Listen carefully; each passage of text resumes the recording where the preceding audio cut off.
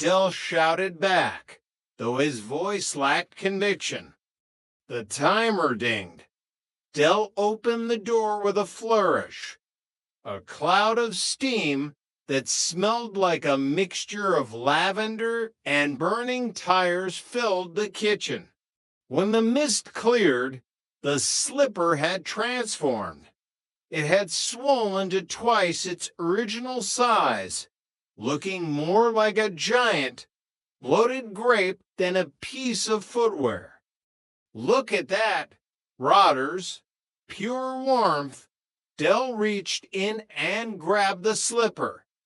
The result was instantaneous. Del didn't just drop the slipper, he performed a frantic, high-stepping dance across the linoleum, his face turning a deep shade of crimson. Hot, hot, it's hotter than a dragon's breath, Del yelled, plunging his hand into the sink full of washing up water. The slipper, meanwhile, had landed on the kitchen rug.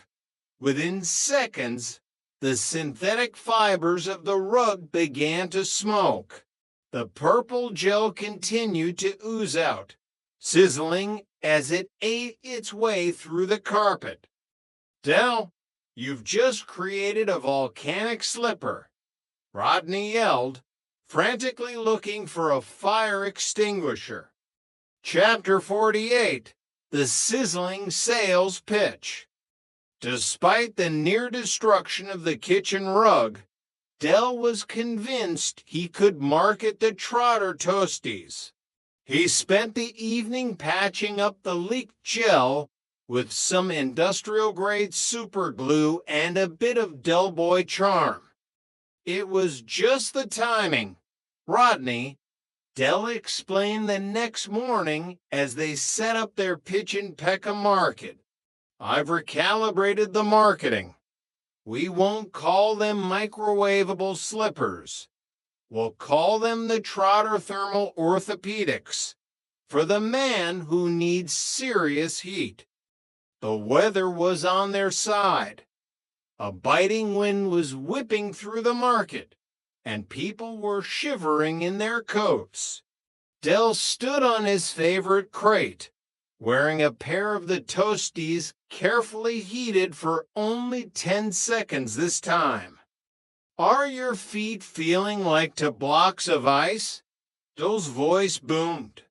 Are you tired of wearing 5 pairs of socks and still losing your toes to the frost?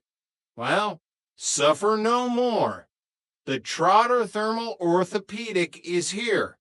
Space-age technology at car boot prices. A small crowd of pensioners gathered, drawn in by the promise of warm feet. Del saw his first mark an elderly man named Mr. Henderson. Mr. Henderson, you look like a man who appreciates the finer things. Try these on. Just 10 seconds in your sharp carousel, and you'll think you're walking on the sands of Marbella. Mr. Henderson bought a pair. Then his friend bought a pair. For an hour, the fivers were flying into the cash box. Del was beaming. Vision, Rodney, that's what it's all about. We're not just selling slippers. We're selling a lifestyle. But then, the temperature in the market began to rise not from the sun, but from the disgruntled customers returning. Chapter 49. The Melted Man. The first sign of trouble was a faint, high-pitched whistling sound. It was coming from Mr. Henderson's direction. He was walking back toward the pitch. But he wasn't walking normally. He was moving in a series of frantic, jerky steps, as if the ground were made of hot coals. Oi, Trotter, Henderson yelled, steam rising from his ankles. My feet, they're expanding. The superglue Del had used to patch the slippers hadn't held. The thermic gel, under the pressure of Mr. Henderson's weight, was being squeezed out of the seams. But instead of purple liquid, it had turned into a thick, sticky foam that was rapidly hardening. "It's the memory foam feature, sir," Dell shouted, his eyes darting toward the van. "It's conforming to the shape of your feet." "Conforming? I've got 3 extra toes on my left foot, and my slippers are now part of my trousers," Henderson roared. Suddenly, another customer arrived. He wasn't walking. He was being wheeled in a shopping trolley by his wife.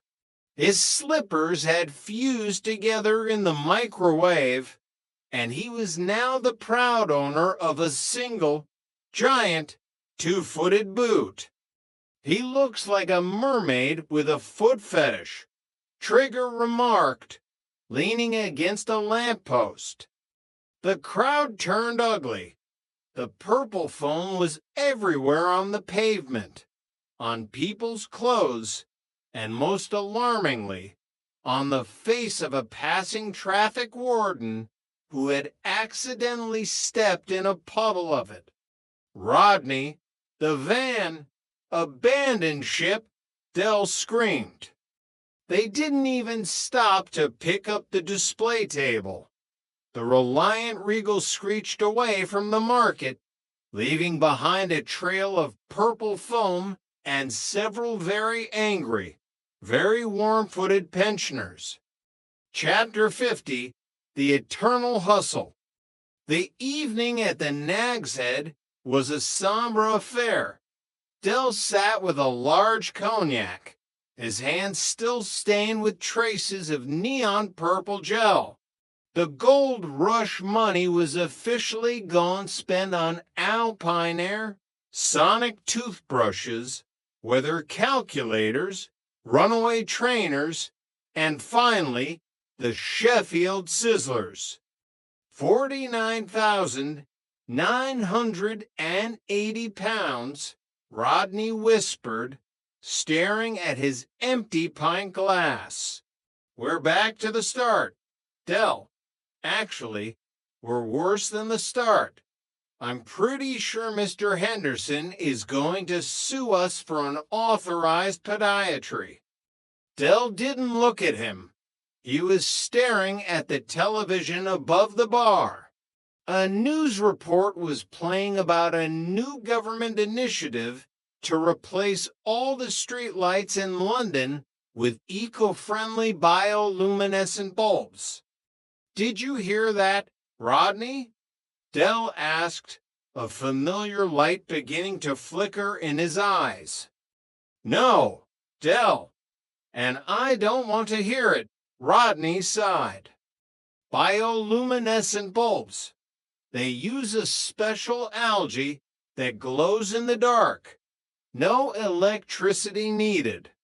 I've heard a rumor about a bloke in Bermondsey who's got a warehouse full of them, straight from a laboratory in the Amazon." Rodney looked at his brother, and for a second, he thought about the Harrison watch.